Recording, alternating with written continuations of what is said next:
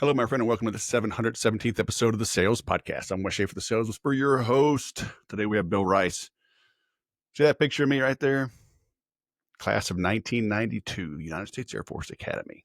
Bill Rice, member of the 1992 True Blue class. Small world. I had lost track of him. I mean, we weren't like super close to the academy, but I knew him. And I got an email from, I think he's using an agency. I don't remember. Like Bill Rice. And I click. I'm like, oh, man. So we connected, and he's in the same line of work as me, working with CRMs, working with clients with their marketing, their sales. He's out of Michigan. He comes at this a little bit differently than me, but we still overlap a good bit. So it was good speaking to him about what's working now, leveraging AI. Are people opting in? Is SEO still a thing? What about paid traffic? How do you stand out, in this crazy world? And shared some stories like old guys with gray hair do. But we're still in the game, making it happen. And I think I mean, now more than ever with AI and technology and social media and isolation, understanding how humans work, how to lead people, how to motivate people, how to get inside their heads is more important than ever. Especially, I literally just before I hit record on this intro, Google's rolling out this VO3.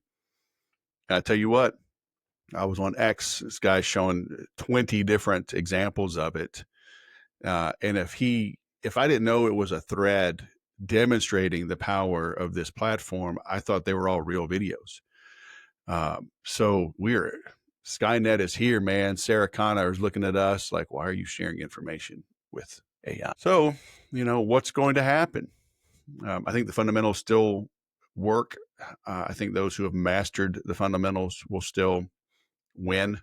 But you've got to be aware. And Bill's got a good approach, good insight, good mantra. He mentioned a couple of times that I want you to pay attention to on when to use technology and big scale and when to do what does not scale, which you've heard me say now for many, many years. There's a time and a place for everything. And that's what we get into. All right. Pay attention to some of the things I'm working on. I've got my daily email that's still popping. I'm working on some new lead magnets. I'm working on my own advertising. I haven't really ever done advertising in any meaningful way. I've dabbled in it, experimented with it. So I'm ramping that up. Seeing some people that I like, lifestyles I want to emulate, business approaches I want to emulate. So this old dog is still learning new tricks. And been making new content.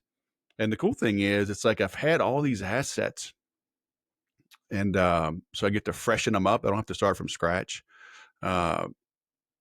Most of the things I've always done are timeless, right? I work on fundamentals.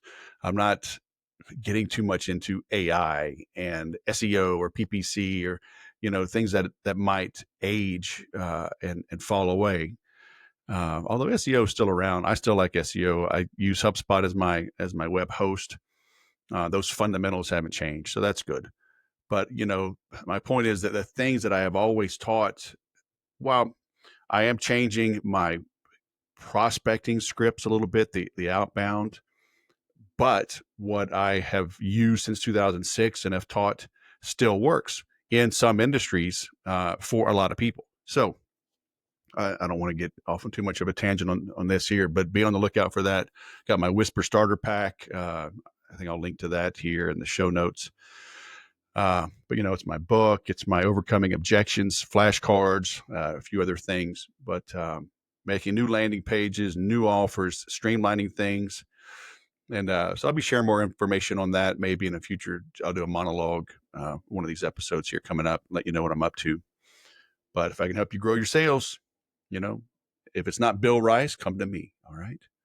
One of us is the best CRM and sales and marketing consultant from the class of 92. So, you've got it narrowed down.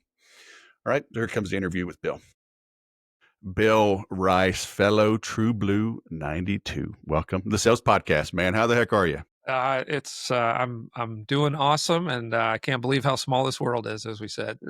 Man, years ago, I had a 93 grad on, and I've had, I don't know, Waldo Waldman. He was, I don't know, late 80s. But 92, I get this email. I'm like, Bill Rice, what? Yeah, yeah, it's crazy small. Goodness gracious. And now, so here you are, you're in Michigan, but you're doing damn near the same thing I'm doing. Yeah, very similar in a lot of ways. Design and grow inbound lead generation strategy. Are you just copying me? I mean, you've followed me around since 1988, man. I Yeah, mean, yeah. come on, when you gonna do your own thing, man? Hey, man, when you got a great in front of you, you just follow, right? So what are you doing? Are you working with CRMs? Are you working with platforms? Do you have your own? What's Yeah. going on? So yeah, there's a couple things we have actually going. So I run a couple of different agencies.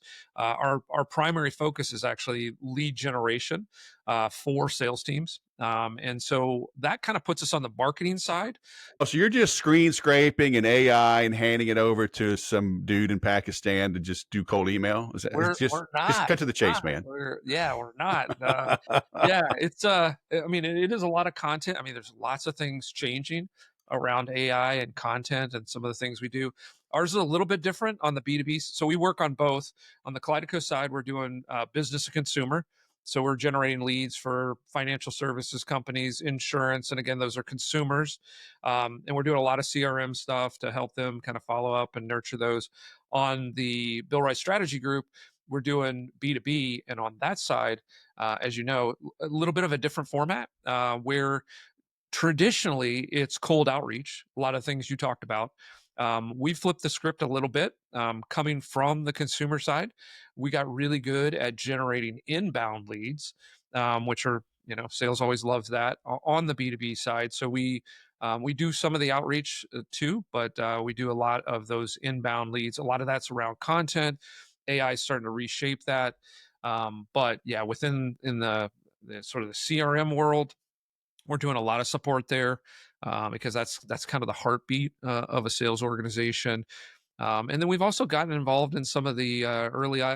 People are just sort of tired of hearing of AI, but the other things that we're working with some groups specifically focused on predictive AI inside of the sales operation. So once you've got these leads, like figuring out the right time to follow up, the right type of content to deliver, and the ones, again, this AI stuff's getting so good. Predicting like what's going to actually close is becoming more and more accessible, and so that's some exciting technology with some of the companies we're working with. Are starting to embed that predictive AI inside of those operations, and most specifically the CRM itself. Yeah, it's noisy, man. It feels like it's noisier than ever. Yeah. Um, I know a lot of people. One guy, there's this battle going on LinkedIn right now. One guy says, "Hey, cold calling, uh, just get better, do the work, and here's how to be effective." Another guy's like, well, "I do cold calling, and it's just the first touch, and it's more about long term drip and nurturing." I mean, hundreds of comments on this one. This guy did a book review. This dude that's very good at cold calling, and the guy criticizing it does cold calling, but he says he's in it for the long haul. It's just the first touch, and then others are like, "Oh, it's because predictive or intent doesn't work because as soon as there's intent, everybody's on it. Now you're just part of the noise." And I'm like, okay, so what works now? Smoke signals, Yeah. But this guy admitted he works in a very bougie, very bespoke, a handful of clients, founders, very, because he's talking 12, 16, 18, 36 months, right? In this thing. I'm like, dude, the average salesperson, this whole BDR, SDR, AE world, he doesn't have 36 months to make his number. He's got to make his number this quarter. Right. So it's like maybe you should have led with that caveat of, so I don't know, is everybody just full of crap? Yeah. No, I mean, I think it's a good point, and one of the illustrations I like to bring up is like, it really fundamentally is all the same thing, right? Kind of the ADA framework or whichever one you like the best. You kind of got to get out in the market. You got to make people aware. You got to get their interest up, right? And then you got to get them into that mode of making a decision, and so that framework all exists. Like when I first got in the game, as I got out of the military, kind of moved over to the commercial side of things, we were putting advertisements in the newspaper and driving, if you can believe this, driving traffic from the newspaper to the early internet websites, right? But what were we doing? We're putting an offer in the newspaper, we're getting them all excited about it, and then we were moving them to wherever we wanted to have the conversation. In our case, we're trying to get a lead for a salesperson. So the mechanisms are the same. We still, as fundamentally as salespeople, need to have some sort of lead or person that we think is the right person, right? And then we need to have a conversation with them. And then we need to get them excited. And we need to understand their pain points and everything, and get them excited about a solution, and then get them to sign a contract. So fundamentally, the workflow is the same.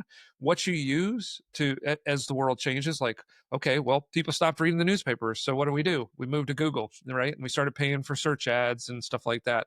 Same things happening now, right? People are maybe using Google a little less and they're using AI, or maybe it's smarter to leverage some AI to figure out like who that you could cold call would have the highest probability of picking up that phone, or surrounding them and giving them enough information with some other channels, maybe popping into their LinkedIn, showing your little face that you took a look at them, then having them look at your profile, see that you're having some conversations on LinkedIn, and then maybe send them an email, or maybe then make that phone call and they're like, oh yeah, I do remember seeing Wes's face on my LinkedIn profile. I did take a quick look. Hey, this phone call, maybe I'll answer because it looked like Wes was doing some stuff that I was interested in. So, I hate to kind of get in these religious conversations about like what works and what doesn't. It's really more about figuring out like what works for your organization, your marketplace, and then leveraging all this noisy stuff around you, to make you more productive or make you more effective at what you're doing. But at the end of the day, for most of us, you got to make a call and you got to have a conversation still in order to get somebody to write a check to you. Well, it's like the military, right? You need air superiority, but you need some grunts, so they got to drive in there and secure the place, huh? Yeah, well, yeah, you can't. Yeah, you can't hold territory with air power. We figured that out real quick after the first Gulf War, right? I mean, you can cause a lot of pain and you can change minds, but if you want to hold ground, you're going to have to get your buddies from the Army to go in there and the Navy, to Build a couple McDonald's, Subway. we used to always say APs was the first on the ground, right? I mean, so uh, Oh man. Well, I discovered, I was taking my shirt off in ads and people started paying me to put my shirt back on. So it's kind of like like only dads, right. kind of like only fans, but just like, I have this side income, like keep your shirt on, please. Like people pay me like every month. I'm like, what are they trying to say? But You just gotta anyway, have the right ICP, right? So yeah, I mean, so it works. I mean, I get that mailbox money. Oh man. Yeah, it is crazy. But like, what works for calling today? I'm a fan of calling. It just seems harder than ever, uh, to get good information, to enrich it, do it affordably. Then try to drip on them. I'm running across this. I have a couple of pre-built campaigns that I push into people's CRMs, into their market automation tools. But if I put you into a drip sequence where I call you, email you, reach out on social media, maybe I do a direct mail piece, call you again, email you, that email is technically a cold email, yeah, yeah, right? Even if I do a one-off, like HubSpot, on a one-off email, it actually routes through your own G Suite or Outlook. And it's fine for me as an individual doing my own stuff. But if I've got even 5 reps and they're hitting the phones hard, and if they just do 50 emails times 5, right? There's 250. Maybe they're doing 100. There's 500 coming, same email coming out, does that work? They get dinged, but then a HubSpot or a Infusionsoft or whatever, they won't email to a cold list. What's the workaround? Yeah. Yeah, for sure.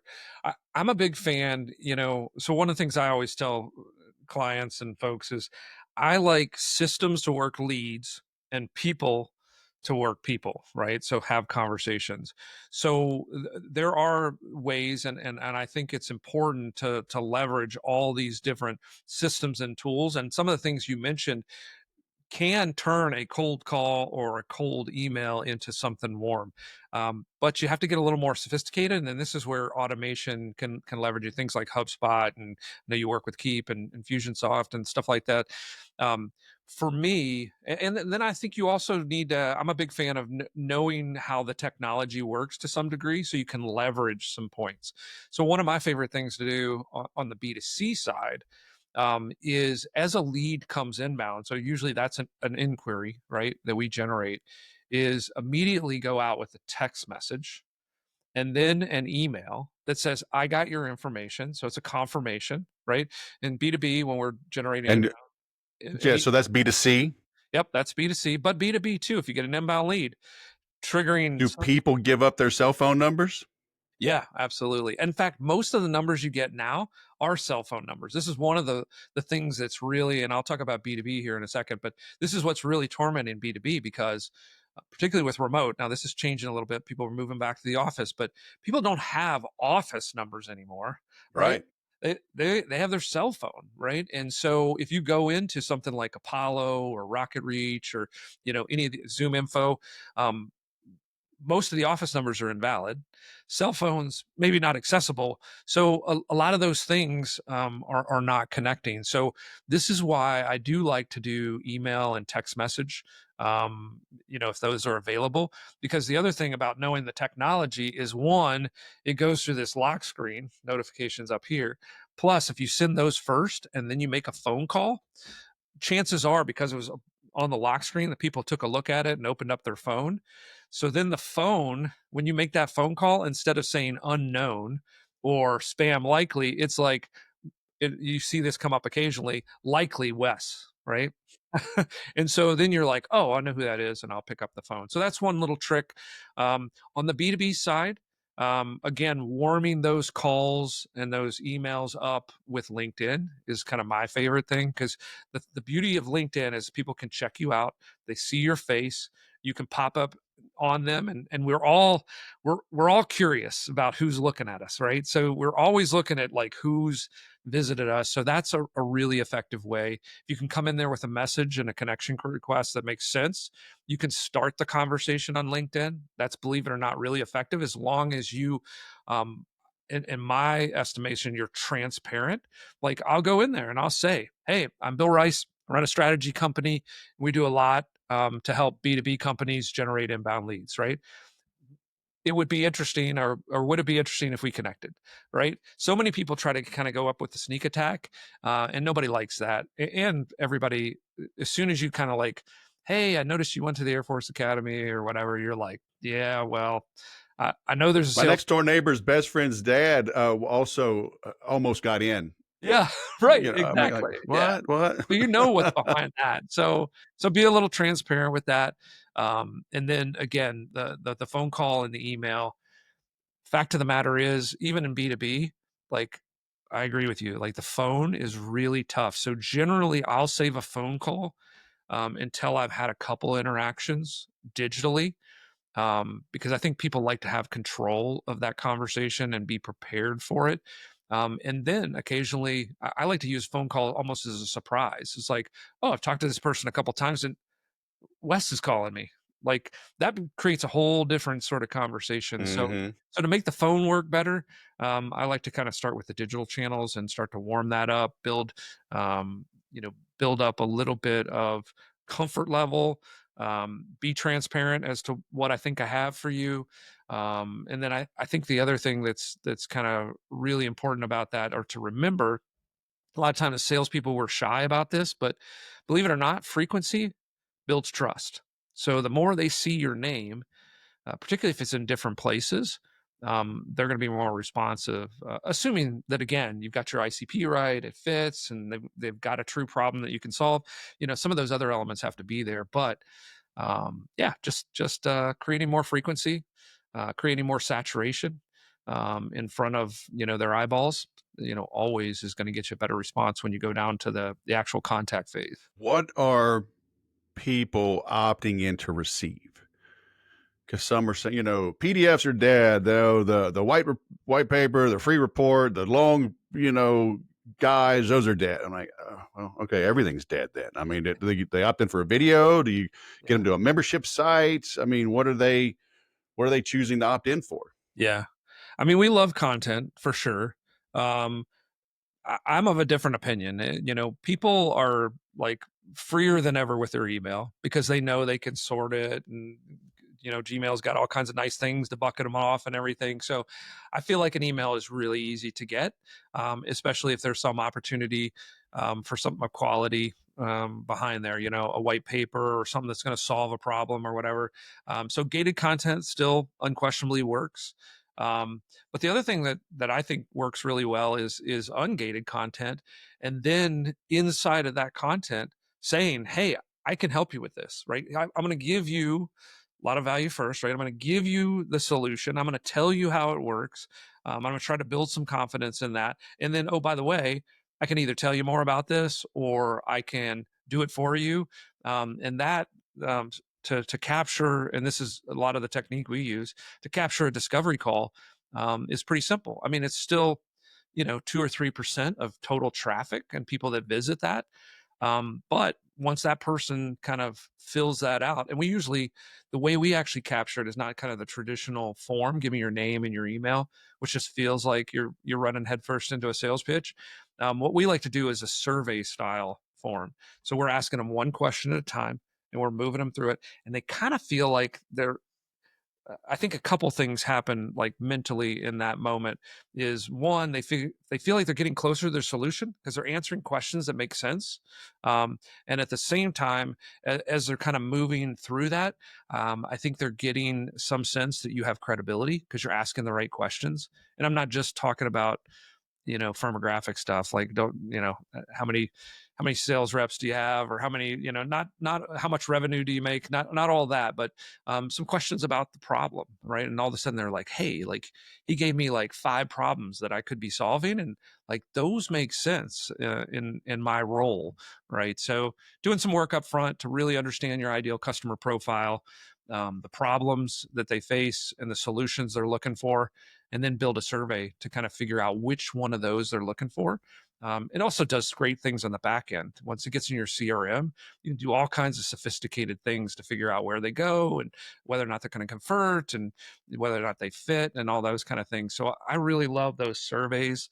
And those are really, really effective. Obviously, the classic white paper and lead magnets, I still believe in those.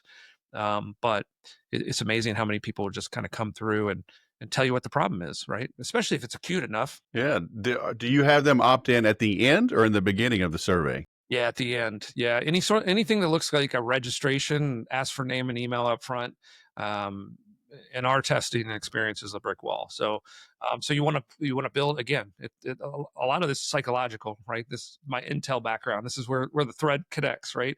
You gotta give them something up front that makes them feel like that there's something of value there, or you understand them, or whatever. And then on that last page, which is the contact information, they'll give you that all day because you've already built the trust. And that's the other reason I like the survey style form, because you get like 3 or 4 questions, and it's amazing how like the mind shifts versus just Yeah. say, hey, give me your name and email right up front, and then I'm going to ask you some questions, or then I'm Yeah. going to give you something.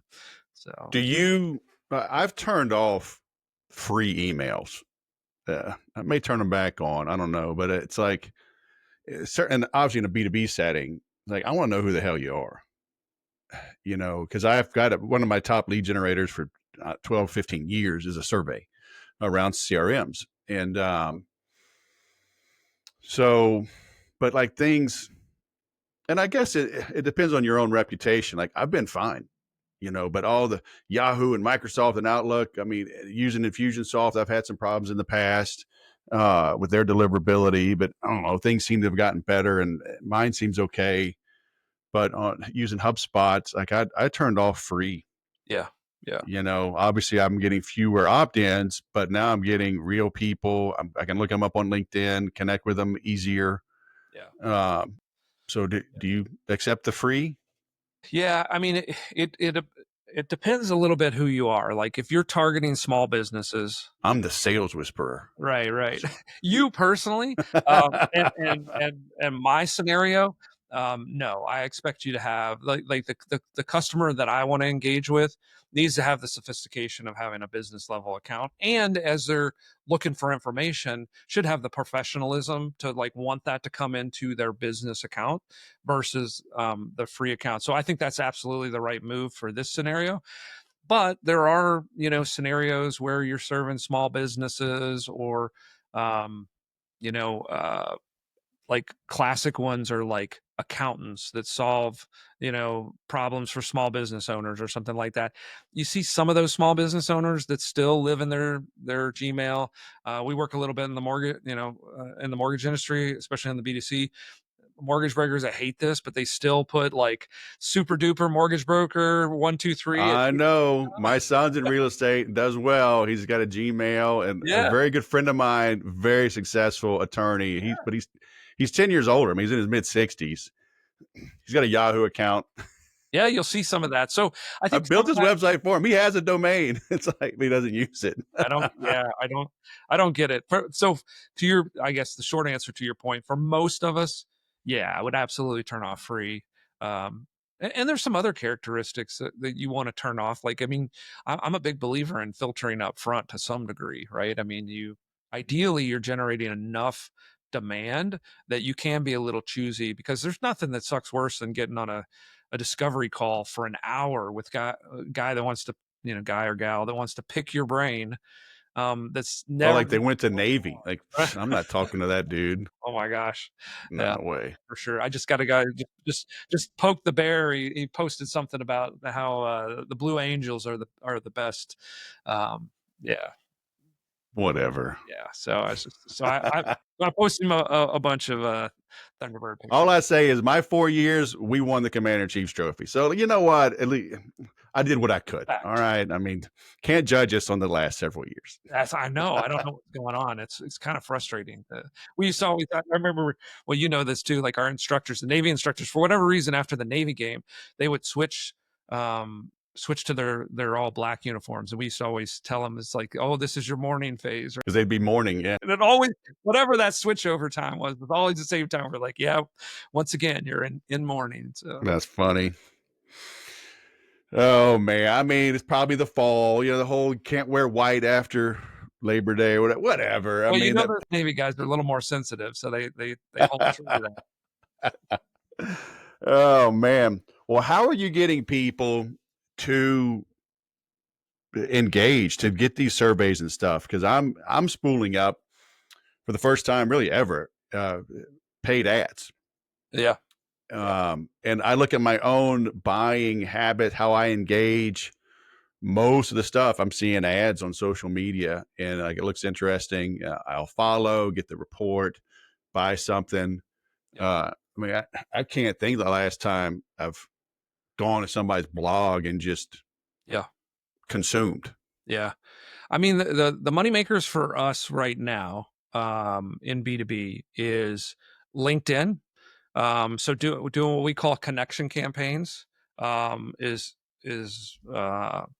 again, to scale that, you usually have a partner or you have somebody that's kind of doing the manual work. At some point, that'll probably get more sophisticated, but I do still believe in having a partner who's doing those connection campaigns and that outreach. Again, What that's does why. that what does that mean? It's like a VA, like Yeah. connecting for you? Yeah, you do. Yeah, a virtual assistant. I've actually got a group that are a little more sophisticated. So they're all sales guys, and they've done this. Kind of created this as their business, and so they're an outreach agency. You get them in your email, a million of them, so it's really hard to sort through them.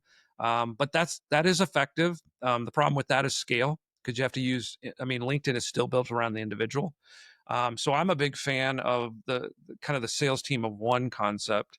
and you probably know this. You're probably this for that. I am for my agencies or whatever. You can be really effective. You can do millions of dollars of sales as an individual sales rep, or agent, if you know how to kind of use these. So I like connection campaigns. It does a couple things. It enlarges the network. It increases visibility on LinkedIn. It creates hard and fast connections, which some of those turn into meetings or some subsequent stuff. Um, LinkedIn as a channel to that's where I try to deliver value first. Video is super popular. LinkedIn has leaned into video. So if you have the capability to do short form video, now you can even Are do. you doing native to Yep. upload it there, like versus embed a YouTube or something? Yeah, totally. Everything in LinkedIn, and this is what makes it probably what makes it a good channel that marketers like me haven't ruined yet. But at the same time, it also makes it hard to scale. Is in LinkedIn, almost everything has to be done native. They really ratchet down their API. If you put in external links and YouTube, they suppress its reach. So you do have to do native. That's where a VA really works well. As an individual contributor, VAs aren't that expensive. Like I'm a big fan of even if I had to, and I do in my case, but if you had to invest in them yourself, like I would do that, right? Because they can give you some scale. The other thing that's really effective, if you're not using some ChatGPT or Perplexity or Gemini, like you got to get on the train because there's nothing like one of my favorite hacks for salespeople. And this isn't necessarily inbound demand, but as far as conversion rate, if you want something that's going to 10x your conversion rate, come off of a discovery call, go to your ChatGPT, do an immediate follow up email with that, and deliver it in a few minutes versus, oh shit, it's the end of the week. I got to do my follow ups. I can't remember what the hell I talked about. So taking those transcripts in, having AI kind of work through that and give you an instant follow up. People still love kind of the responsiveness of a salesperson, right? If so, the moments to really work well is inbound leads or conversations that you get. The faster you respond, the higher your probability of eventually closing.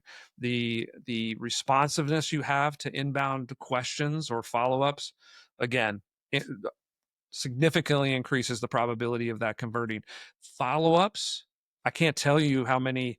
If you go into most sales operations and most sales organizations and you look at the amount of hanging follow-ups, that right there will tell you the success of that operation because there are so many deals that wander away because Bill never followed up with me, so I went to my second and third option, who was responsive, um, because at the end of the day Yeah. a lot of times we're delivering somewhat comparable solutions.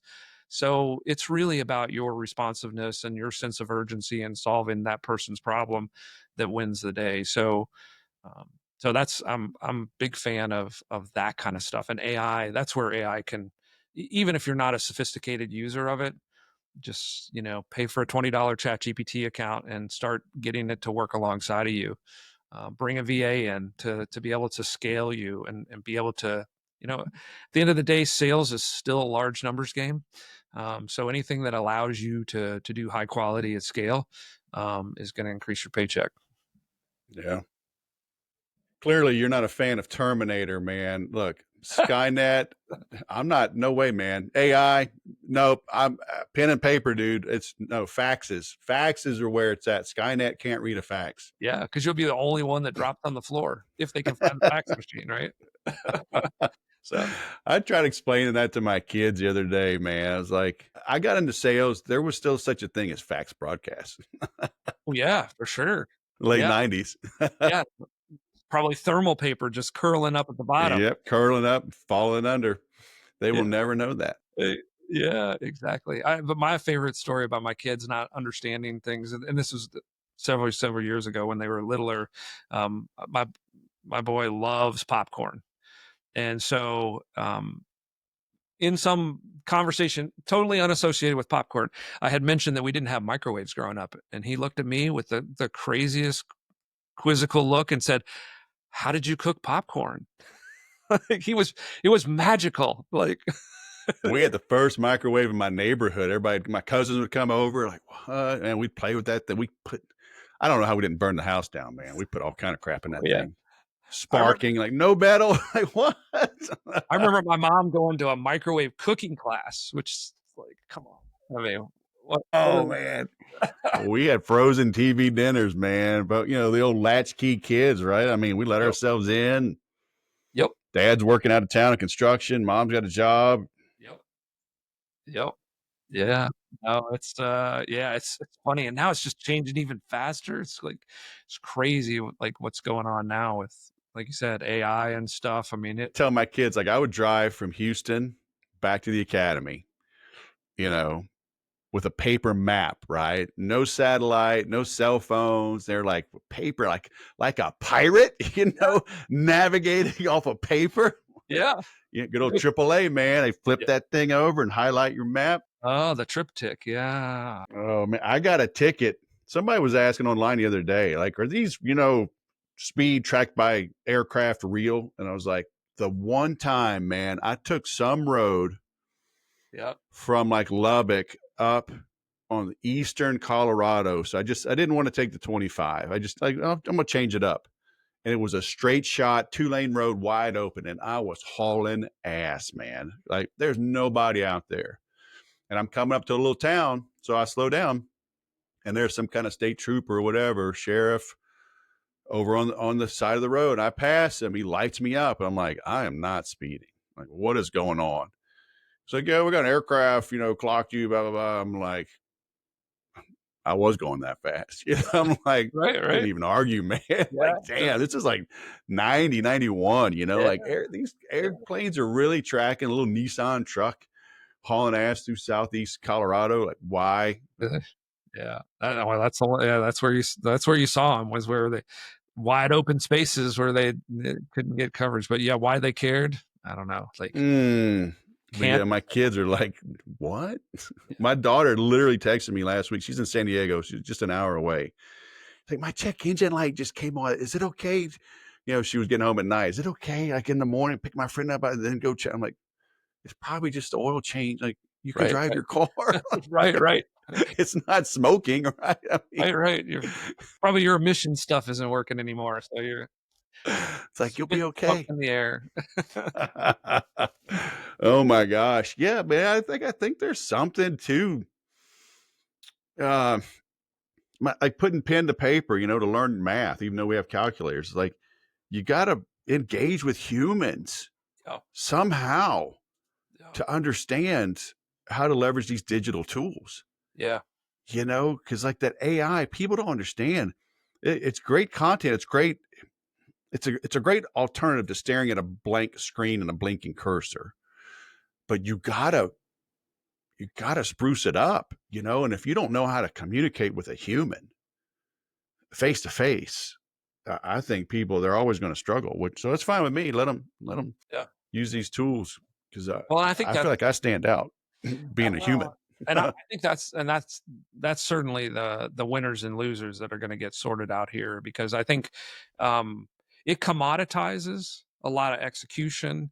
It commoditizes or increases productivity in a lot of ways, but the people that are winning with these tools are the people who are creative and understand human emotion and can take these tools and can keep them in the productivity box, right? Yeah. To make me more effective, to allow me to scale, but they still have the creativity.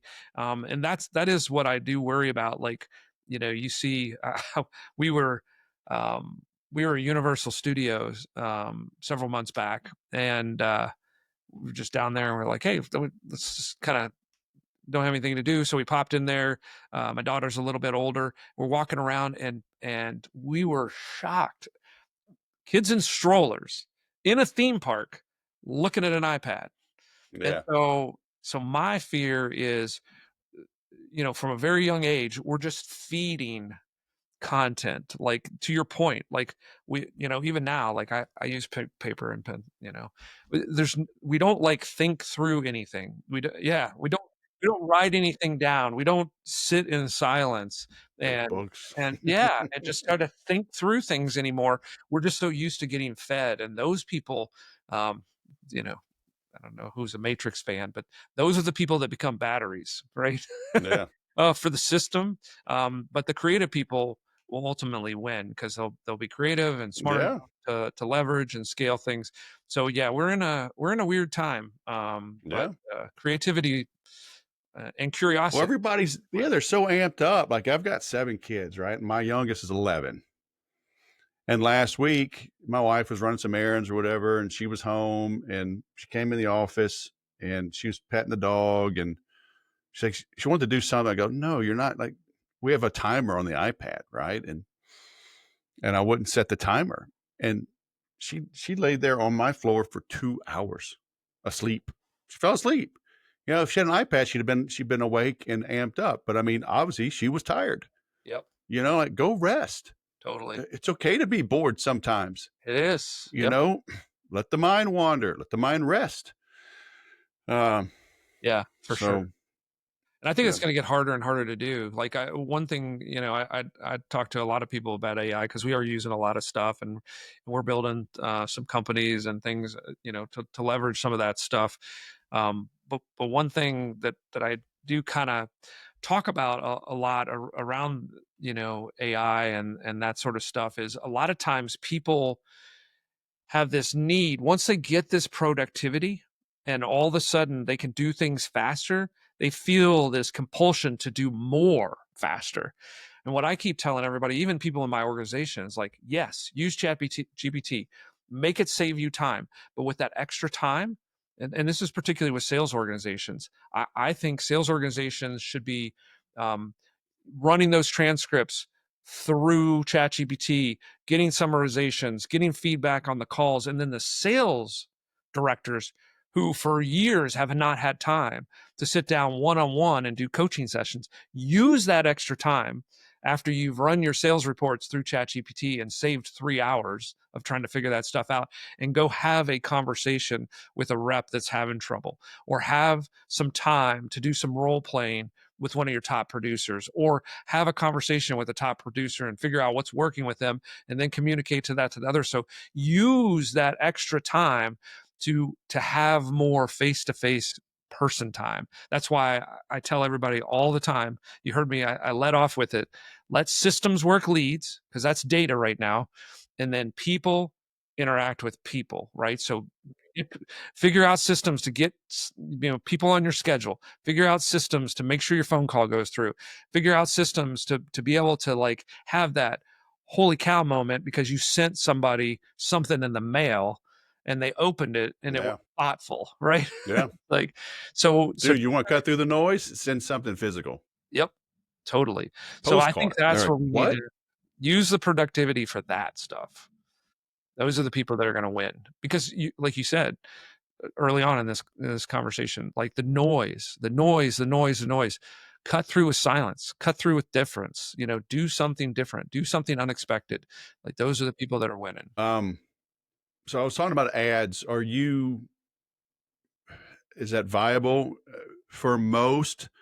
You know, are you seeing a shift? Are more people going to that? Are they less effective? Like, what's your take on ads? Yeah. A lot of this stuff, it's a little bit context dependent. On the consumer side, B2C, ads are still our fastest way to revenue, right? So that works really well. Consumers are very receptive to ads. On the B2B side, um, I think in certain context, it can be effective, but generally, on the B2B side, more of the organic, again, LinkedIn, organic content that then ranks through search engines. And now what we're doing is it's not really search engines because a lot of, particularly in B2B and our type of sales, people are looking for full solutions. So what I see people going to now is they're going to ChatGPT, they're going to Gemini, they're going to these Yeah, AI things to get a more complete conversation about what the problem they're trying to solve, especially in that solution discovery sort of phase. And so being able to have your content as an expert start to show up in the large language models and ChatGPT and stuff like that is kind of what we're spending a lot of our attention on in the B2B is figuring out how to get that content into those channels. Yeah. And that's a little bit of a trick. Some of the old SEO, things still work. Honestly, if you can hold the quality high, quantity is working now because these large language models are like starving for information. So if you can take, this is what we're doing with a lot of companies, is you can take testimonials, reviews, case studies. That's proprietary data essentially inside of your organization that the large language models can't get from just scraping the internet. So if I can write or create content with some of that infused in it, these large language models like suck that up, and then all of a sudden, in somebody saying like, how do I make my sales operation convert more or produce more revenue, that's like a really big question. If you're going to get crap from that from a Google search, but if you put that in Chat GPT, you get a really nuanced response. And if you ask it to source the materials, Wes Schaefer might pop up into that a couple times because you've got a particular piece of content that has a real world example, has a real client testimonial for credibility, and has an actual case study. And that piece of content that you put on your blog, again, some of the old school stuff starting to work again, gets sucked in there, and you show up in that sort of that big picture sort of conversation with an LLM. So again, that's a really simplistic example, but and then if you're just, again, depending on the scale, just having just having a lot of good conversations and sharing some of that same nuanced content in LinkedIn. Man, LinkedIn is, it's a channel that's been asleep for a really long time. So that you can get a lot of reach just as an individual posting on LinkedIn. You'll be shocked at how quick you'll grow an audience of people following you, not even connecting, but following you. So I think LinkedIn is in a very early stage of its growth. So if you're B2B, start to light up your profile. And it gives you, for salespeople, it's kind of like it gives you the follower base or the audience base that becomes the modern Rolodex, right? So if you change positions or you change what you're doing or you change what you're selling and you announce that in LinkedIn, this is one of my favorite things that I see work all the time. If I change what I'm delivering and the solution, that audience that maybe I wasn't right for before, I make a change and I'm selling something slightly different. Some of those people are like, hey, I trust Wes. I've been watching his stuff for the last year or 6 months. So again, it's organic, it's not scalable, it's not going to fill your commission check, but man, building up that base so that when you do change, you can you have an audience to get that pipeline sort of started with. Just announcing that change and what you're doing and the new solution, you'll find people come out of the woodwork that you didn't fit with before, but now you do.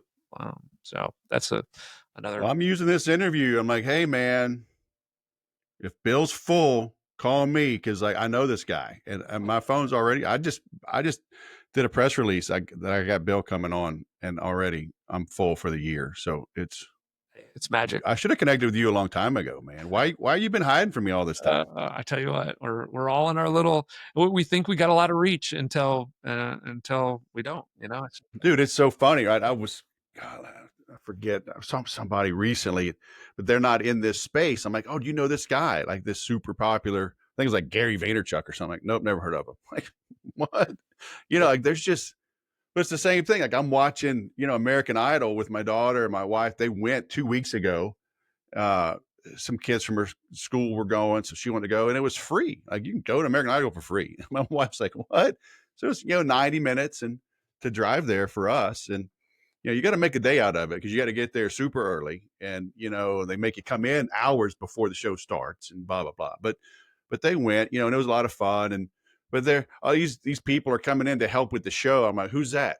Look at me. That's like the number one album in the nation. And I'm like, I never heard that dude. Yeah, yeah, So, I mean, there's so many niches, yeah, you can just dominate and yeah. I think we just got to forget. be consistent. I think we forget that too. Like, I mean, to your point of like even knowing what like you and I are doing or whatever. So one thing, whenever I've kind of like hit a dip, one of my favorite things to do, and then this kind of came to a realization that all salespeople should be aware of.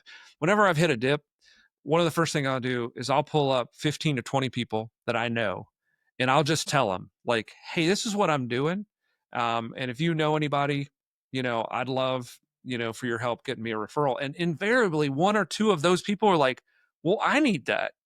So the lesson learned from that I learned very early and I do all the time is your best friends have no idea what you do, right? And your network and the people in your CRM probably have long since forgot what the heck you do. So occasionally just reaching out and reminding people, this is what I do.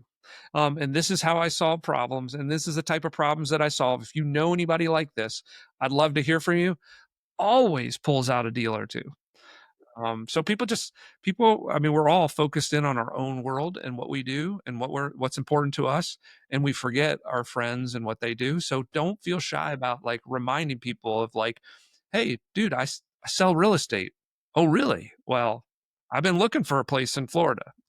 It's like, so yeah, that's Crazy how the little things. it really is. Well, cool, man. So you mentioned a couple of websites. Where should people go? Do you want them to hit you up on LinkedIn? Do you want them to go to one of your websites? Yeah. Yeah, for sure. So, depending on what you're interested in, if you're interested in just like stuff that we've talked about and the things that I'm seeing on the horizon and the things that can improve, I've been a big fan of the executive brief. So, like just having sort of a summarized trend. So, myexecutivebrief.com is my newsletter. If you're Nice. interested in what I do, billricestrategy.com is a great place to find me. And if you've got just a question, I'm super easy to find on LinkedIn, and I'm very responsive. I'm not shy of my direct messages and connection requests. So as long as you're Dude, trying, I sent you a request like 3 years ago. You don't pull that on me. You were blocking me. That oh man, I can't let that stand. well, classmates sometimes, you kind of got to sort through them. There's some. Woo! Uh, I digress. Don't get me on that tangent. Oh my gosh. exactly, exactly. All right. Well, I'm going to grab all those URLs. They'll be in the show notes. They'll be underneath the episode, wherever you're listening to. So just scroll down and click. Well, cool, man. I don't know if I'll get to Michigan anytime soon, but if you come to Southern California, Yep, look a brother up. I would love to. We always try to get out. Yeah, we'll wait till the winter time, but I always get out of the Yeah. cold. I'm always there at some point. So we'll definitely. Kentucky to Ohio. Man, or into Michigan. Yeah. That's rough, dude. Yeah. Kentucky gets kind of cold. Huh? Yeah, we get a little ice and stuff, but yeah, I don't know. I don't know how I got this far north. The pecan pie is not as good.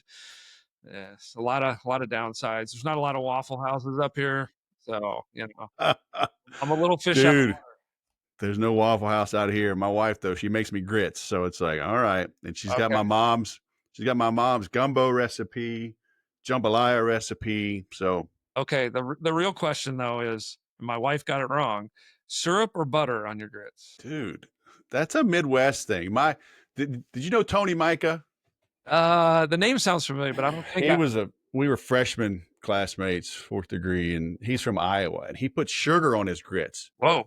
I about slapped him. I'm like, it's butter, salt, and pepper, man. Yeah. That's it. All right, you answered it You right. don't put no sweet stuff on there, and don't give me no like malto meal or whatever. That stuff is nasty. Oh yeah. Grits. Yep. I always watch my cousin Vinny. My What's a wife grit? wife throws syrup on it. I'm like, what are you doing? That goes on your waffle. There's a reason you have waffles and grits. Yes. Oh, dude. Uh, I I love butter. yeah. I don't know, a year or so ago, maybe 2 years now, man. I went more meat. It's so funny. Like I had slightly high cholesterol, not crazy, and I started doing my own research. I get a VA physical every year, and it was inching up, and they're like, eat less meat, eat more greens. So I went like damn near all carnivore. You know, 5 eggs plus sausage for breakfast. Fruit, like no breads. I found I had that gluten issue. Cut out breads. Feel great. My cholesterol dropped, and they're like, keep doing what you're doing. I didn't tell them anything, right? I'm not going to fight that fight. Yep. Yep. I'm Yeah. like butter, Telling you, bacon. I'm with you. My grandfather was a farmer, and I was like, there's a reason farmers live forever, because they eat just regular food that your body has to do the hard work to process, and it all works. It's just so don't. Maybe I should start smoking like Marlboro Reds. Yeah, don't get me started there. I might have a cigar or 2. So I am from Kentucky, so we still got a little I tobacco. like cigars. Yeah. Never been a smoker, but I mean, like our parents and grandparents, especially, golly, they were just tough. Yeah, my grandfather smoked Dutch Masters till the day he died, and, he lived a good old life, but, yeah, but the most thing is just, yeah, let your body process, back off the Twinkies and the Doritos and, you know, do a little hard work. Anything you gotta cook, it's usually a good I place. do like some Oreos. Hey, Oreos are vegan. That's when I knew this whole thing was bullshit, man. Uh, Oreos are legit vegan. well, I can my biggest weakness is a chocolate chip cookie, so, I don't know if it's vegan, but I'll Dude, I'll eat some sugar. I'll eat ice cream but I got to cut back on the cookies and cake, but ice cream's legit. yeah, I'm with you. All right, man. Fellow True Blue 92, Bill Rice, all the Yep. way from what? Monroe, Michigan. Monroe, Michigan is where we're at right now, out in the country All a little right. bit, so You got to do the mitten like you're like over yep, here. I'm down here, I'm like the last spot, I guess on the camera it's down here, but I'm the You're last like the the last wave. spot before Ohio, so, uh, Cool, man. It was great catching up with you. always a pleasure. Hey, go sell something. I'm going to. I got a sales call right after this, believe it or not. Get on it. Alright, take care, See Wes. ya. Bye. Look, when two old dogs that are still in the game are chatting, reminiscing, commiserating, it's smart to listen up. All right. I've got a group online on a Facebook group, and we started a chat, the chat messenger. So I added that, and a woman's like, "How do I use this?" So it's just another way to communicate, right? Use it as a way to ask questions or whatever in a more timely manner. And she said, this was 2 days ago. She says, what do I say to people that question me, like, why am I still doing things? I guess she's 70 years old and she's still doing copywriting and marketing. And she says, I don't want to quit. Like, I like what I'm doing. And so we went over a couple of things. I gave her some feedback and she appreciated it. And then yesterday I saw a thing on X, and there is a Japanese sushi chef. So say that fast 10 times. 99 years old. And it's a three Michelins or whatever you call it, like a 3-star rating. And it's a little 10-seat restaurant in a Tokyo subway. And he doesn't want to move. He doesn't want to do anything different. It's a $400 booking fee. He's booked out months in advance. Barack Obama visited, said it was the best sushi he'd ever had in his life. And the guy says he's seeking perfection. He likes doing it, so it's okay to be doing something that you like. So now Bill and I are both 55, but I mean, we got gray hair. I'm a grandpa. But we're still in the game.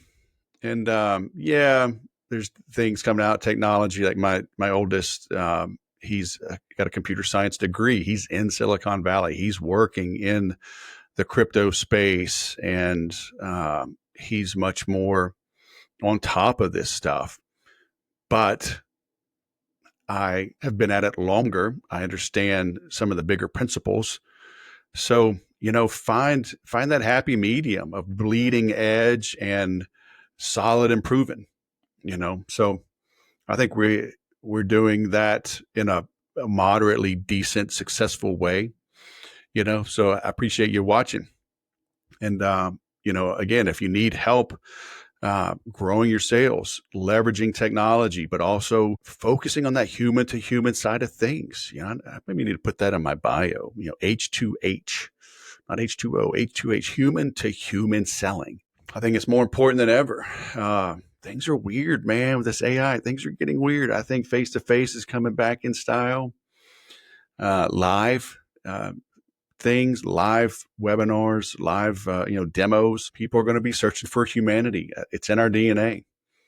And so, find old dogs like us. Let us help you get that done. Okay. I'll link to my daily newsletter. Please avail yourself of that. Be on the lookout for some other tools I've got. The Whisper Starter Pack. I'm doing a 1-day session here, one-on-one, that then rolls into a 90-day support package. So if you want to get out of the office, come to SoCal, sip a little wine. We'll do some jujitsu as well. will tackle your greatest issues: sales, marketing, and physical. Um, Look for that. Okay, it's on my homepage. You can navigate to there. But invest in yourself. We got crazy times. AI, interest rates, slowdown in real estate. People are harder to reach. What do you do? What do you do to stand out? I think getting away from the office, getting some new perspective, focusing really hard for a day, then focusing really hard for a quarter might just move the needle for you. I bet it does. Thanks for watching. I'll go sell something.